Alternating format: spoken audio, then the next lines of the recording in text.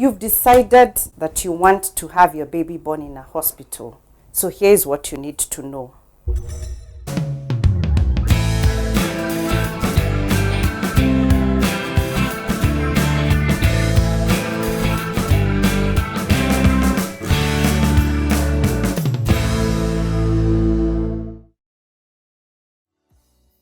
First, you need to visit the particular hospital and get to know how they receive moms, when they receive moms, and what happens. Now, different hospitals have different protocols as to how they receive moms and how they manage moms or help moms manage the labor. Now, you need to get that information well laid out. Depending on the hospital you've gone to, you may require the doctor who will be taking care of you to communicate that to you and to give you information that you need for your entrance or for your being in the hospital. Now, the advantages of hospitals exist. One is that you have doctors there just in case there's an emergency, and doctors are in different calibers. You have the obstetricians, you have the pediatricians, you have the anesthetist. You also have facilities like the operating rooms, just in case you need an emergency arises and you need the operating rooms, the doctors are there. That's a great advantage. Now, some of the disadvantages of having your baby born in hospital is that you cannot control how you want the birth to be. The hospitals tend to have protocols and policies that govern their practice, and many times you will have to comply to those protocols. It's like going to someone's house and starting to set the rules. That never ends up well. So you will need to actually know exactly what are their protocols, how do they go about it, so that you prepare your mind.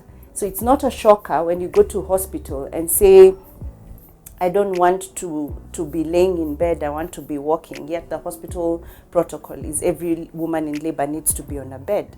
That becomes now a fight between you and the care provider. So you need to know what to expect so that your mind is settled. It's great to also see the environment, and I will emphasize on this because it's a play with your mind. When you go and you're in labor and you're seeing this place for the first time, there is a way your mind just blocks that you're in a strange environment. Now, that's not good for labor because it tends to bring some anxiety levels, and anxiety in labor just slows down the whole process. So seeing it when you're not in labor just helps you register that I have been here.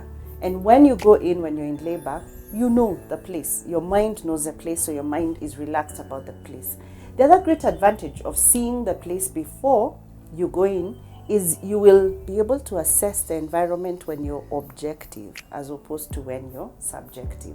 Now, you'll be able to tell things like, okay, there are people who find certain hospitals having a bad smell or a smell they don't like. So maybe you can come with a candle that has a different aroma and light it next to you so that you're not smelling the hospital and you're smelling the candle. Or you can put your perfume on a kanga or a shawl and smell that just to mask the smell. If you don't like the noise levels, you can come with your own music and mask the noise that's outside. If you don't like the white sheets, you can come with your own blanket and just change the environment to suit you, because that makes you very, very relaxed. So remember, visit your birthplace. Thank you, and subscribe. If your choice is to have an out-of-hospital birth, there are certain things you need to know. Out-of-hospital births are in two parts. There's a home birth and there's a birth at a maternity center or a birth center. Here's what you need to know. We're sorry, the number you have dialed is not in service at this time.